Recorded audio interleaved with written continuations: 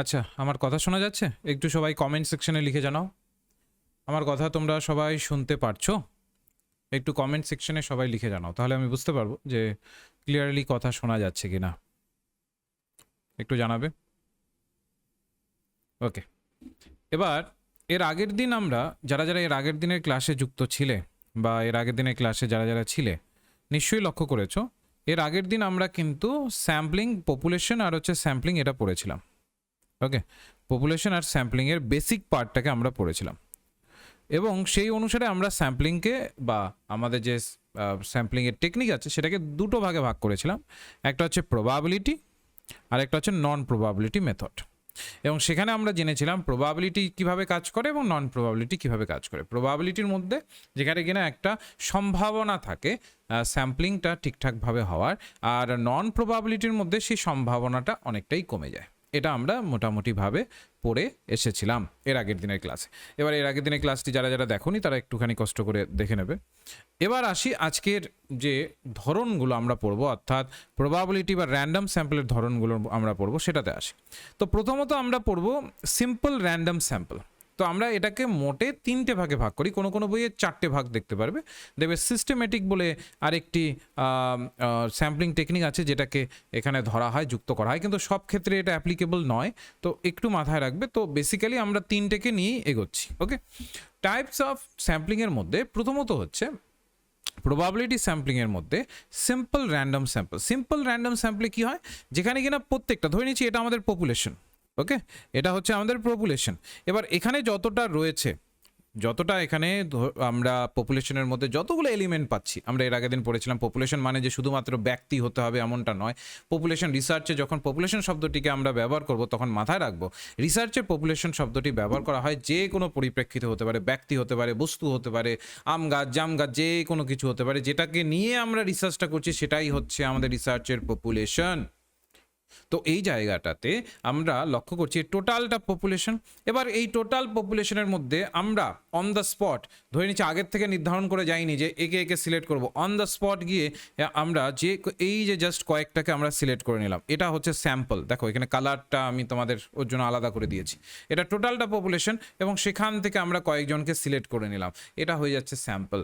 এর জন্যই বলা হচ্ছে every element or member of the population has known as equal chance on being selected. এখানে প্রত্যেকেরই ইকুয়াল চান্স রয়েছে মূলত সিলেক্টেড হওয়ার। কি বলেছে, সবারই এখানে কিন্তু ইকুয়াল চান্সেস রয়েছে। ইকুয়াল চান্সেস রয়েছে কি সিলেক্টেড হওয়ার। এমন নয় যে আগের থেকে নির্ধারণ করে রাখা হয়েছে কাউকে যে এর জন্য সিলেকশন হবে, এর জন্য নয়। এখানে যতগুলো পপুলেশন আছে যতক্ষণ না সিলেক্টেড হয়েছে ততক্ষণ সবার ইকুয়াল চান্সেস ছিল সিলেক্টেড হওয়ার।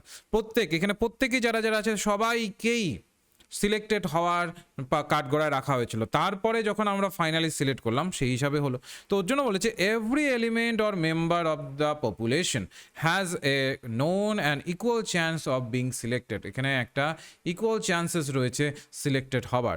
বলেছে এরপরে আমরা আরেকটি মূলত স্যাম্পল টেকনিক পাই যেটাকে বলি আমরা stratified random sample. Stratified random sample কি বলে, তো মূলত এখানে আমরা মাথায় রাখবো। তাহলে প্রথমে একটা স্যাম্পল কি পেলাম যেটাকে বলা হচ্ছে সিম্পল র্যান্ডম স্যাম্পল। ওকে, নেক্সট আরেকটা কি বলা হচ্ছে স্ট্র্যাটিফাইড র্যান্ডম স্যাম্পল। এবার এই স্ট্র্যাটিফাইড র্যান্ডম স্যাম্পলের কাজ কি, বা স্ট্র্যাটিফাইড র্যান্ডম স্যাম্পলিং টেকনিকটা কাজটা করে কিভাবে। তো প্রথমত হচ্ছে স্টেপ 1 যদি দেখি আমরা, এখানে হেট্রোজিনিয়াস পপুলেশনকে সিলেক্ট করা হয়। এবার দুটো আমরা পপুলেশন যখন আমরা রিসার্চ অ্যাপটিটিউড পড়বো দুটো পপুলেশনের টার্ম পাবো, একটা হচ্ছে হেট্রোজিনিয়াস আর একটা পেয়ে যাবো হোমোজিনিয়াস। তো হোমোজিনিয়াস বলতে বোঝায় যেখানে মিলকে বোঝাবে, ঠিক আছে, কোনো একটা মিল আছে, মিলকে বোঝাবে, তখন সেটা হয়ে যায় মূলত হোমোজিনিয়াস। ওকে, যখন আলাদা আলাদা বিষয়কে বোঝাবে তখন সেটাকে বলি আমরা হেট্রোজিনিয়াস পপুলেশন। এবার ধরে নাও এই যে দেখো কোনোটা সার্কেল রয়েছে, কোনোটা ট্রায়াঙ্গেল রয়েছে, ঠিক আছে, তো কোনোটা রেক্ট্যাঙ্গেল রয়েছে, তো বিভিন্ন বিভিন্ন দেখো এখানে রয়েছে বিভিন্ন বিভিন্ন, এটা টোটাল একটা হেট্রোজিনিয়াস পপুলেশন যেখানে বিভিন্ন বিভিন্ন পপুলেশনের মিশ্রণ রয়েছে। ঠিক আছে, তো ওর জন্য বলেছে in case the population is heterogeneous the population can be divided into different strata. এবার যখন এগুলো মিশ্রণ আকারে থাকবে, এবার আমাদের পপুলেশনটাকে ঠিকঠাকভাবে ক্যাটার করবার জন্য, ঠিকঠাকভাবে সেই পপুলেশনটাকে স্টাডি করবার জন্য আমাদের ওগুলোকে ডিফারেন্ট ডিফারেন্ট স্ট্রাটাতে ভাগ করতে হয়। স্ট্রাটা মানে কি গ্রুপ, স্ট্রাটা মানে কি গ্রুপ, আমাদের কি করতে হয় ডিফারেন্ট ডিফারেন্ট গ্রুপে ভাগ করতে হয়।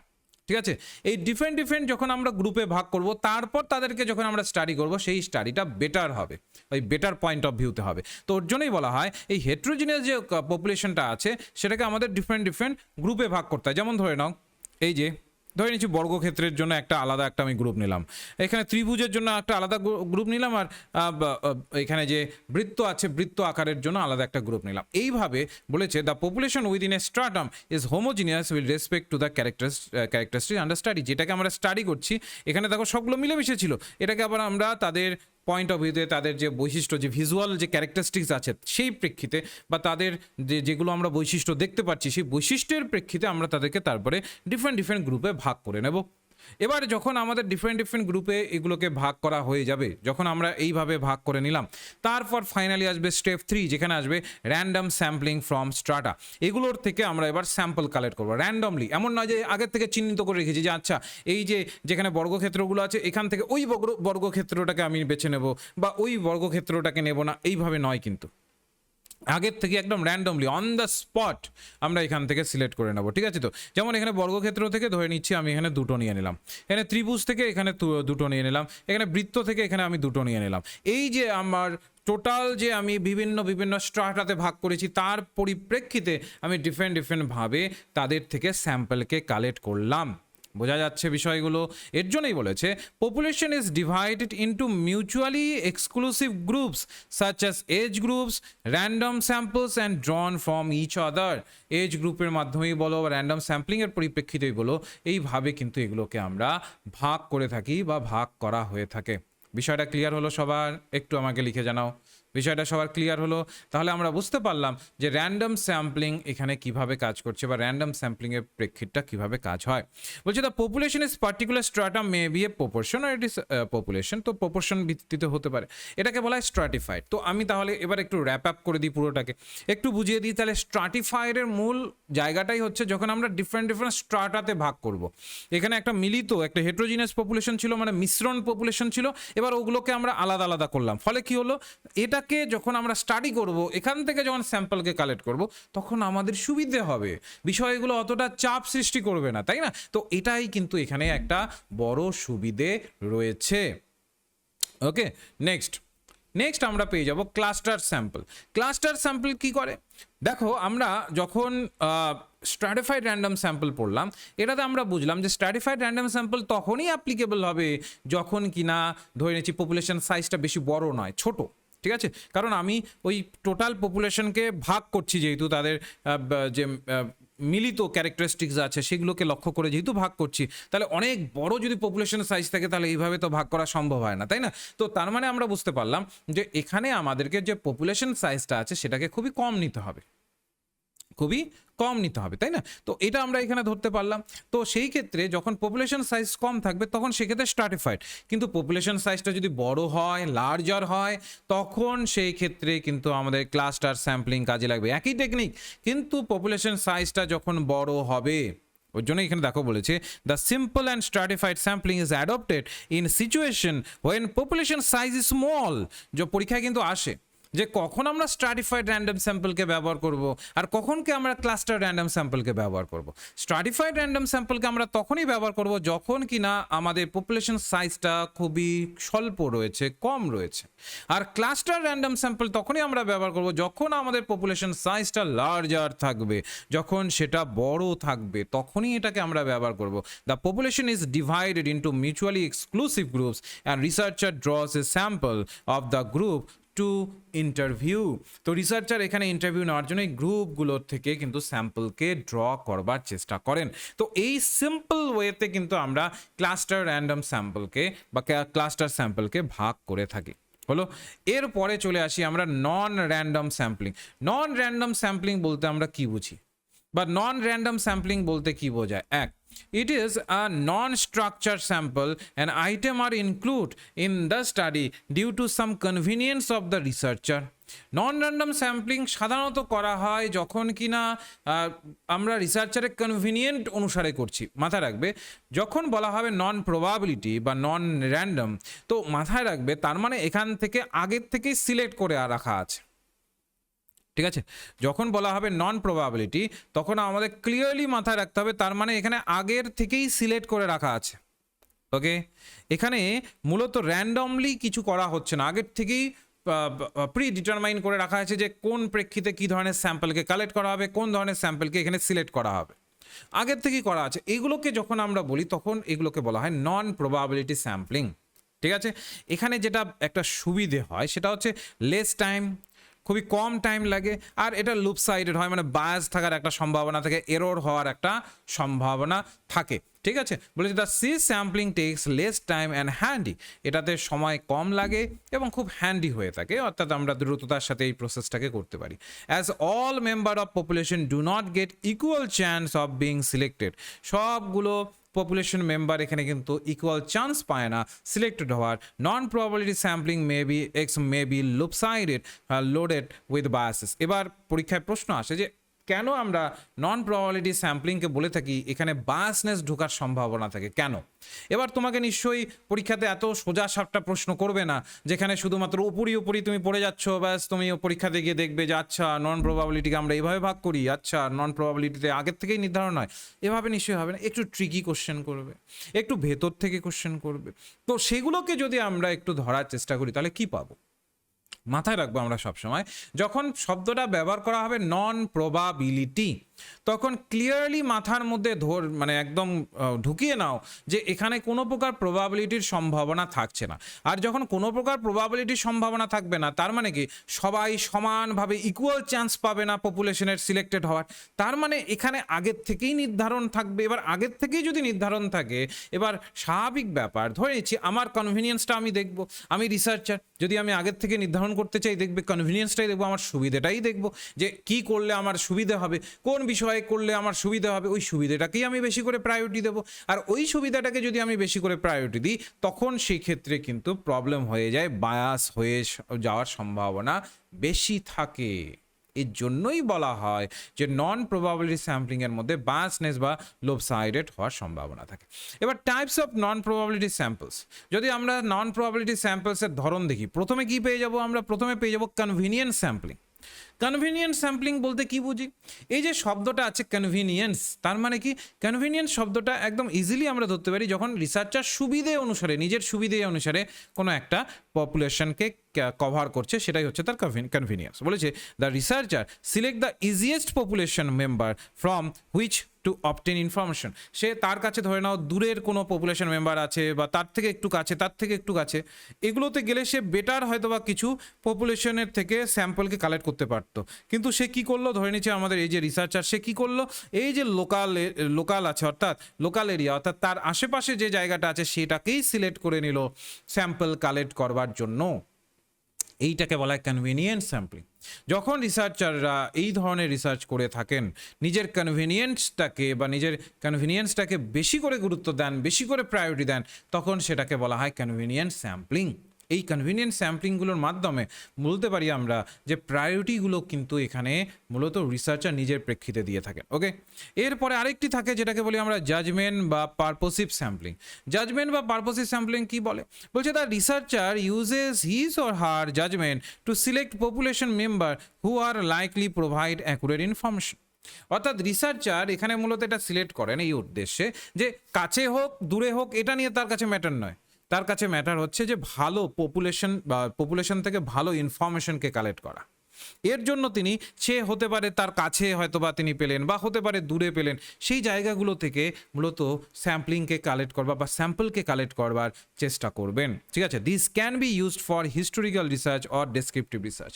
এই স্যাম্পলিং টেকনিকটা আমরা সাধারণত ব্যবহার করি কোনো হিস্টোরিক্যাল রিসার্চের ক্ষেত্রে বা কোনো ডেসক্রিপটিভ রিসার্চের ক্ষেত্রে। পরীক্ষায় আসতে পারে কোন ধরনের ক্ষেত্রে আমরা এই স্যাম্পলিং টেকনিকে ব্যবহার করি, তাহলে হিস্টোরিক্যাল রিসার্চের ক্ষেত্রে বা ডেসক্রিপটিভ রিসার্চের ক্ষেত্রে এটা আমরা টেকনিক ব্যবহার করে থাকি। বোঝা গেল? বোঝা যাচ্ছে বিষয়টা? বোঝা যাচ্ছে? একটু লিখে জানাও।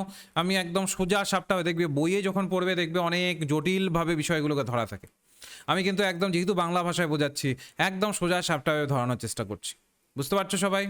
আর যদি ভালো লাগছে ক্লাসটি লাইক করে নেবে। হ্যাঁ, অনেকেই কিন্তু লাইক করোনি এখনো, তো লাইক করে নেবে আর অবশ্যই আমাদের চ্যানেলটি সাবস্ক্রাইব করে নেবে যারা নতুন খুঁজে পেলে চ্যানেলটিকে। ঠিক আছে? আর সবাইকে সাজেস্ট করব আমাদের ডেসক্রিপশন বক্সে থাকা বা আমাদের কমেন্ট সেকশনে থাকা যে হোয়াটসঅ্যাপ গ্রুপের যে কমিউনিটি গ্রুপের লিঙ্কগুলো আছে, ওই কমিউনিটি গ্রুপে অবশ্যই যুক্ত থাকবে। কেন বলছি কমিউনিটি গ্রুপে যুক্ত থাকার কারণটা খুব সিম্পল। কমিউনিটি গ্রুপে যুক্ত থাকলে সহজেই ক্লাসের আপডেটগুলো পাবে, এবং আমরা যে ক্লাসের প্রেক্ষিতে যে ধরনের নোটসগুলোকে ধরে নিচ্ছি, কিছু কিছু নোট তোমরা ফ্রিতেই পেয়ে যাও, সেই নোটসগুলো কিন্তু কমিউনিটি গ্রুপ থেকে অ্যাক্সেস করতে পারবে। তো যাদের একটু ধৈর্য শক্তি রয়েছে তারা অবশ্যই কমিউনিটি গ্রুপে যুক্ত থেকো। আর কমিউনিটি গ্রুপগুলো কিন্তু সবগুলো সিকিওর গ্রুপ, ঠিক আছে? এমন নয় যে তুমি গ্রুপে ঢুকলে এবং সবাইকে দেখতে পাবে, না, ওটা সিকিউর গ্রুপ এর জন্যই, কারণ হচ্ছে দেখো এটা যেহেতু অনলাইন প্ল্যাটফর্ম, তাই না, বিভিন্ন ধরনের ব্যক্তিরা গ্রুপে যুক্ত হয়, তো সবাই যেন তোমার নম্বর না পেয়ে যায় ওর জন্য আমরা নম্বরগুলোকে হাইড করে রাখি। শুধুমাত্র দেখবে অ্যাডমিনকেই তুমি কমিউনিটি গ্রুপে দেখতে পারবে, আর কাউকে দেখতে পারবে না। সবাই আছে কিন্তু সবাই শুধু অ্যাডমিনের নম্বরটাকেই দেখতে পারবে। এটা একটু সিকিউরিটি পারপাসে করা হয়েছে, যেন কিনা আমাদের গ্রুপে থেকে কোনো প্রকার তোমাদের সাথে কোনো প্রকার এমন কোনো ব্যক্তি, অসাধু ব্যক্তি যোগাযোগ না করতে পারে, ঠিক? তো যাই হোক, তো যেটা আমি তোমাদের বলছিলাম, তো আমাদের চেষ্টা করতে হবে এই জায়গাগুলোকে করার। ওর জন্য বলছে the researcher uses his or her judgement to select population member who are likely to provide accurate information. এইটাকেই আমরা বলি হচ্ছে জাজমেন্ট বা পারপোসিভ স্যাম্পলিং। এবার চলে আসি আমরা কোটা স্যাম্পলিং। কোটা স্যাম্পলিংটা কি? কোটা শব্দের সাথে আমরা সবাই অবগত আছি। বলছে the researcher find a interview and prescribe number of people each of the several categories. তো এখানে আমরা কি করে দেখি, here main criterion used by the researcher is the excess sample population. বলছে the sample is selected from the location convenient to him or her. তার সুবিধে অনুযায়ী যেই ধরনের বিষয়টা যুক্ত থাকবে সেটাকেই স্যাম্পল হিসাবে ধরে নেওয়া হবে। মানে রিসার্চারের হাতে এখানে সম্পূর্ণটা থাকে। রিসার্চার দেখবেন যে তার কনভিনিয়েন্স অনুসারে কোন ধরনের কোটাকে সিলেক্ট করলে বেটার। ধরে নিচ্ছি কোনো এক রিসার্চার ভাবলেন যে আমি 50+ যে ধরনের ব্যক্তিদের বয়স থাকবে, সে পুরুষ হোক মহিলা হোক, 50+ যদি থাকে তাদেরকেই আমি আমার রিসার্চের স্যাম্পল হিসাবে নেব। কারণটা হচ্ছে তারা আমাকে বেটার, তাদের লাইফে অভিজ্ঞতা বেশি আছে, আমি তাদের থেকে বেটার ডেটা পেতে পারবো। ধরে নিচ্ছি তুমি ডেটা নির্ভর কিছু একটা করছো, তখন এই ধরনের বিষয়গুলোকে গুরুত্ব দিতে হয়। তো এগুলোকে বলি আমরা কোটা স্যাম্পলিং। ওকে, হেয়ার বলছে here there are some possibilities to include some with some visible characteristics. যা ভিজিবল ক্যারেক্টারিস্টিক্স আছে, যেগুলো আমরা সামনে দেখছি, যেই ধরনের ক্যারেক্টারিস্টিক্সগুলোর ধরে নিচ্ছি যে এখানে রিসার্চার দেখছেন, সেই অনুসারে তিনি একটা কোটাকে সেট করতে পারেন। সেই ভিত্তিতে যে স্যাম্পলিংটা হবে সেটা হবে কোটা স্যাম্পলিং। আরেক প্রকার স্যাম্পলিং আমরা পেয়ে যাই যেটাকে বলে অ্যাক্সিডেন্টাল স্যাম্পলিং। অ্যাক্সিডেন্টাল স্যাম্পলিং টোটালটাই কোটা স্যাম্পলিংয়ের উল্টো। But it is used in market research where researcher can come across any person they may not have any information. তো অ্যাক্সিডেন্টাল স্যাম্পলিং বলতে বোঝায় যে রিসার্চার এখানে যে কোনো ব্যক্তির সাথে যোগাযোগ করতে পারেন অ্যাক্সিডেন্টালি, যে হয়তো বা ঠিকঠাকভাবে এই ধরনের ইনফরমেশনগুলো জানেন না, বা জানেন অ্যাক্সিডেন্টালি যে ধরনের স্যাম্পলিংগুলোকে করার চেষ্টা হয় সেটা হচ্ছে অ্যাক্সিডেন্টাল স্যাম্পল। ওকে, এরপরে আমরা পেয়ে যাই স্নোবল স্যাম্পলস বা স্যাম্পলিং। স্নোবল স্যাম্পলিং কোনটাকে বলে? স্নোবল স্যাম্পলিং বলে it is in this kind of sampling the information may be selected from few individuals and they may identify other people for the purpose of gathering information K gather করবার জন্য একজনের কাছে গিয়ে আরেকজনের কে identify করে দেওয়া, এবং এইভাবে স্নোবলের মতো করে ইনফরমেশনকে সিলেক্ট হয়, এটাই হচ্ছে স্নোবল স্যাম্পলিং।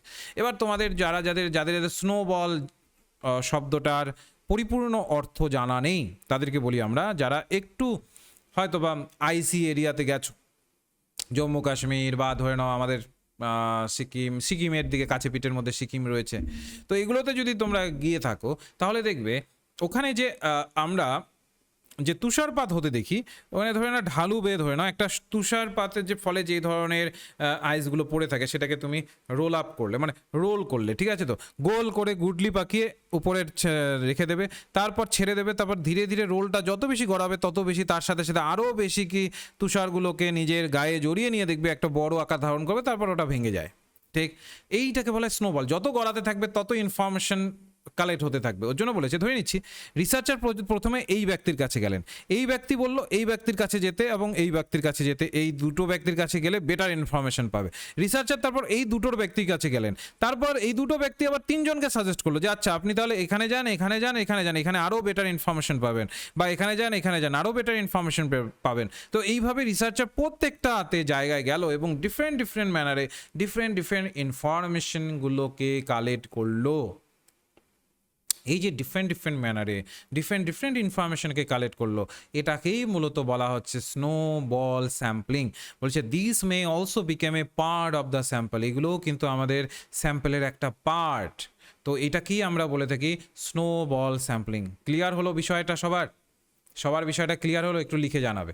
স্নোবল যেমন গড়াতে থাকে, নিজের সাথে তুষারগুলোকে যুক্ত করতে থাকে, এগিয়ে যায়, তেমনি এখানে রিসার্চার একজনের সাথে আরেকজন যুক্ত হয়ে সেই অনুসারে টোটাল ইনফরমেশনগুলোকে কালেক্ট করতে থাকে, একের সাথে এক, এইভাবে টোটাল ইনফরমেশনকে কালেক্ট করতে থাকে। এটাকেই আমরা কি বলে থাকি? স্নোবল স্যাম্পলিং বলে থাকি। ইট create a network of sample element. বলেছে এটা একটা স্যাম্পল এলিমেন্টের নেটওয়ার্ক তৈরি করে, জাল তৈরি করে। ঠিক আছে? তো একটা নেটওয়ার্ক এলিমেন্ট এখানে তৈরি করে, বা স্যাম্পল এলিমেন্টের একটা নেটওয়ার্ক তৈরি করে, এবং এই ভিত্তিতে কমিউনিকেট হতে বৃহৎ অর্থে আমরা কিন্তু এখানে পেয়ে যাই। ঠিক আছে? ইনফরমেশন পেয়ে যাই।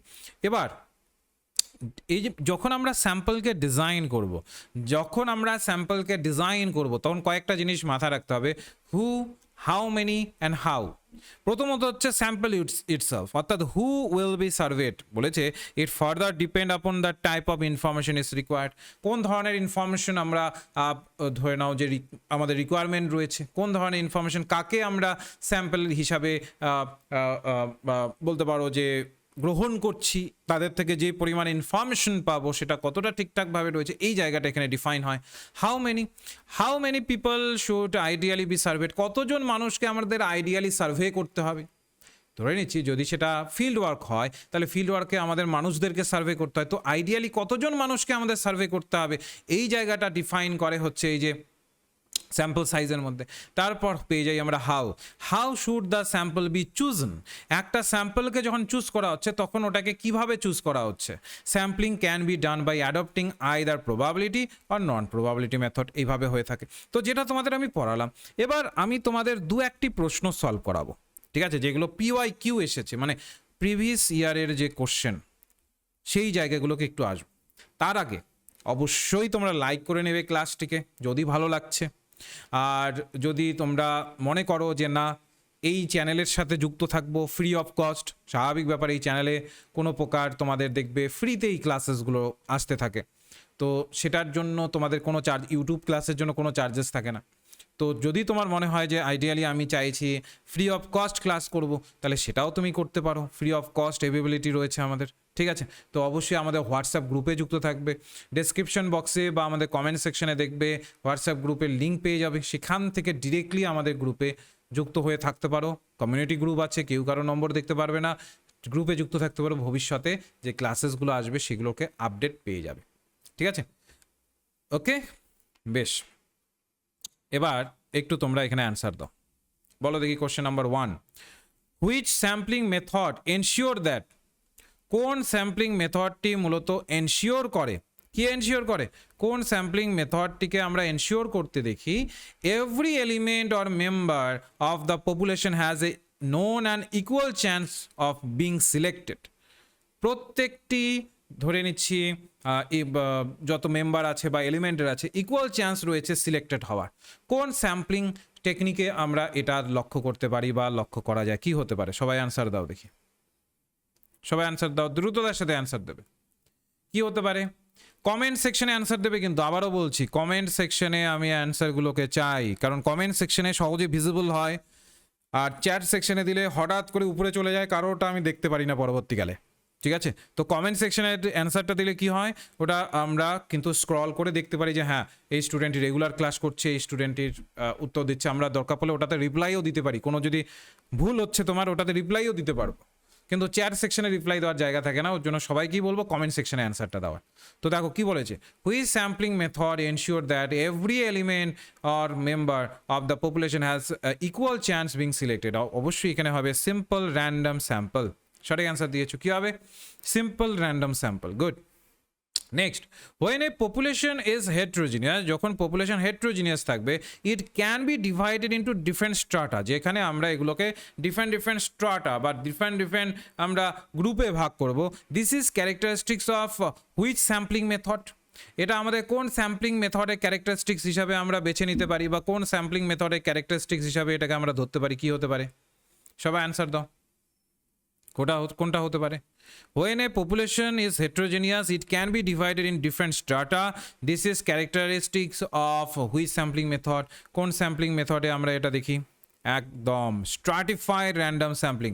এবার স্ট্রাটা মানে কি লিখে জানাও তো আমাকে, স্ট্রাটা মানে কি লিখে জানাও দেখি, কার মনে আছে? আমি ক্লাসের মাঝে বলেছিলাম, দেখি কার মনে আছে, সবাই একটু লিখে জানাও স্ট্রাটা মানে কি?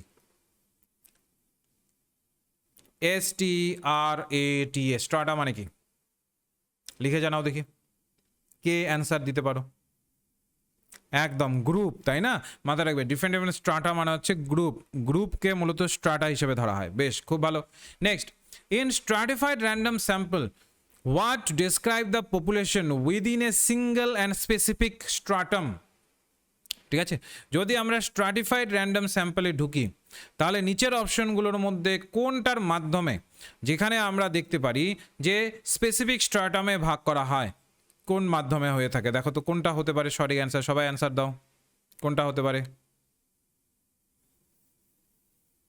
সবাই তাড়াতাড়ি অ্যান্সার দেবে, দ্রুততার সাথে অ্যান্সার দেবে।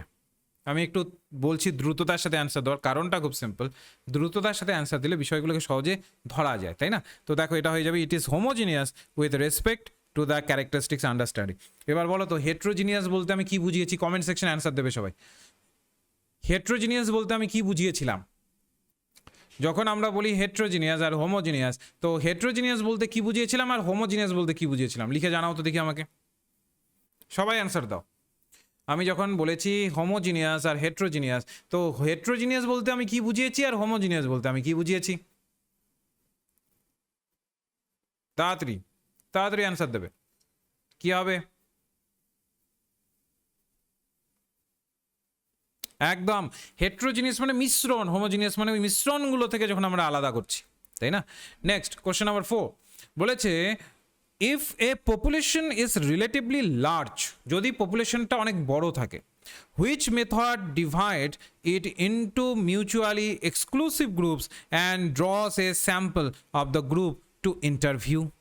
বলেছে যখন পপুলেশনটা লার্জ থাকবে, ঠিক আছে, আমরা পড়েছিলাম যে লার্জ যখন পপুলেশন থাকবে আর স্মল যখন পপুলেশন থাকবে, কোন পরিপ্রেক্ষিতে কোনটা ইউজ হবে আমরা পড়েছিলাম।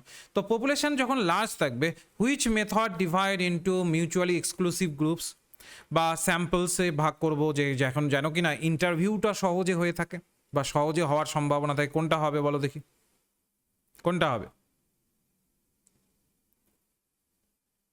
সেটাকে আমরা অ্যাক্সিডেন্টাল পাবো নাকি ক্লাস্টার পাবো নাকি স্ট্রাটিফাইড পাবো, কোনটা সঠিক অ্যান্সার হবে?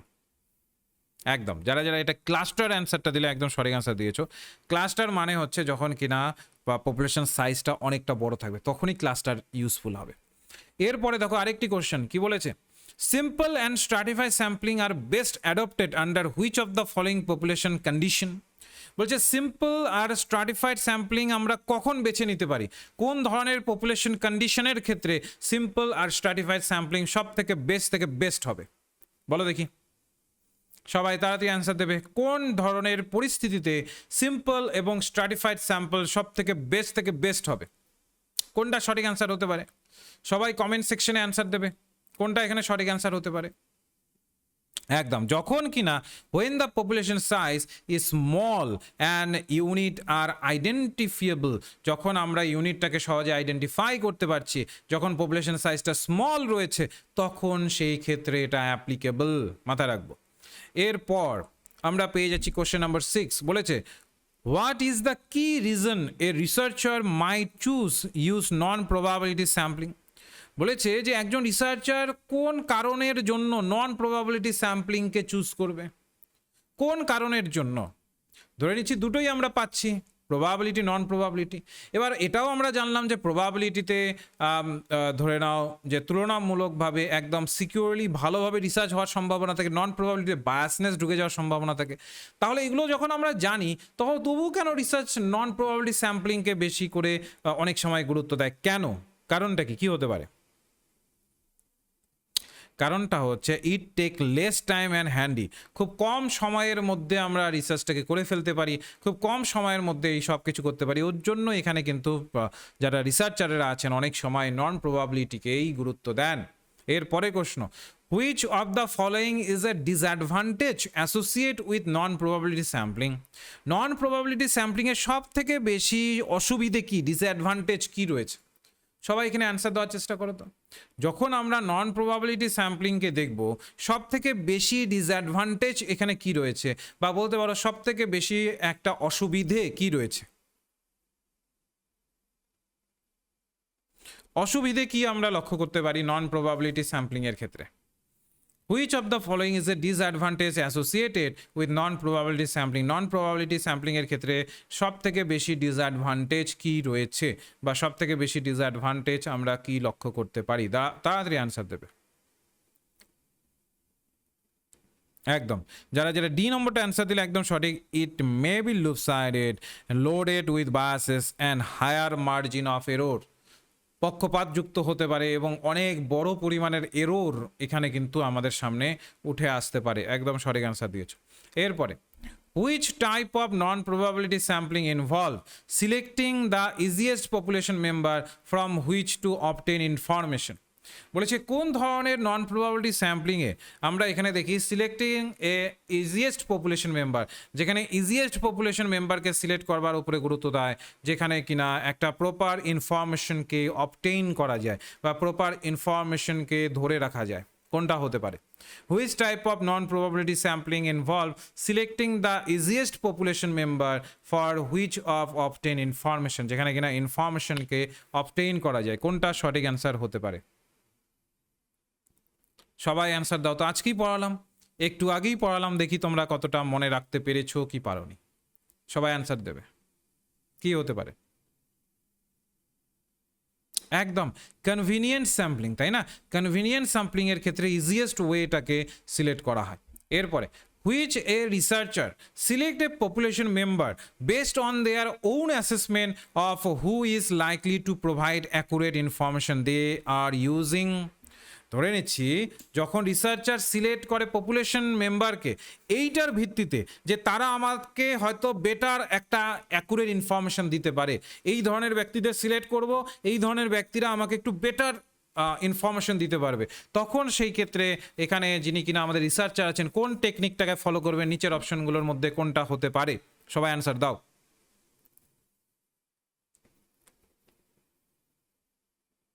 তাড়াতাড়ি অ্যান্সার দেবে। একদম সেটা হয়ে যাবে জাজমেন্ট বা পারপোসিভ স্যাম্পলিং। ওকে, এরপর judgment or purposive sampling is noted are being particularly useful for which of the following? বলছে জাজমেন্ট বা পারপোসিভ স্যাম্পলিং সব থেকে বেশি ইউজফুল হবে নিচের অপশনগুলোর মধ্যে কোনটির পরিপ্রেক্ষিতে?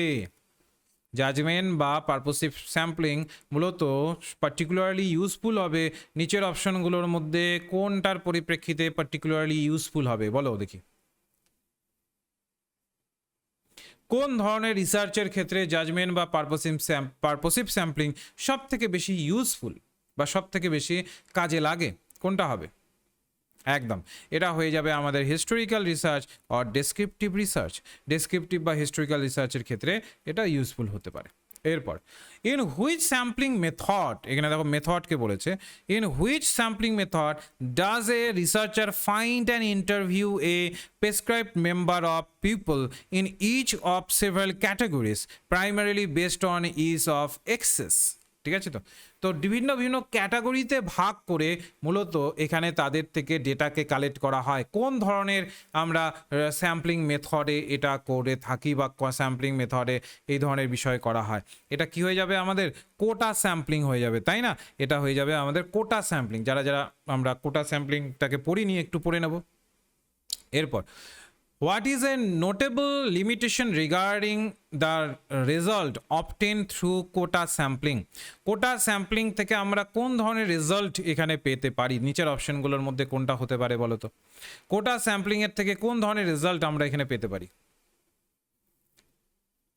বলো কোন ধরনের রেজাল্ট আমরা পেতে পারি আর কোন পয়েন্ট অফ ভিউতে কোটা স্যাম্পলিংটি পারফেক্টলি ফাইন হবে? কোনটা হতে পারে? একদম যারা যারা এখানে ডি নম্বরের অ্যান্সারটা দিয়েছো একদম সঠিক। The result may not be generalize to larger population, বা রেজাল্টটা কিন্তু লার্জার পপুলেশনের ক্ষেত্রে জেনারেলাইজ হয় না, লার্জার পপুলেশনের ক্ষেত্রে অ্যাপ্লিকেবল হয় না। বলেছে which sampling method is similar to quota sampling but is frequently used in market research where researcher might approach any person in market place. বলেছে হুইচ স্যাম্পলিং মেথড, কোন sampling মেথডটি হচ্ছে similar to quota sampling, quota sampling এর অংশ, but is frequently used in market research, যেটা কিনা frequently use করা হয় মার্কেট রিসার্চের ক্ষেত্রে। Which researchers might approach any person in the market place, যে কোনো পার্সনকে, একটা মার্কেট প্লেসের যে কোনো পার্সনকে অ্যাপ্রোচ করতে পারে, কোনো একটা প্রশ্ন জিজ্ঞেস করতে পারে। এই ধরনের স্যাম্পলিংকে আমরা কোন ধরনের স্যাম্পলিংয়ের অন্তর্ভুক্ত করব? সবাই অ্যান্সার দাও দেখি, এটা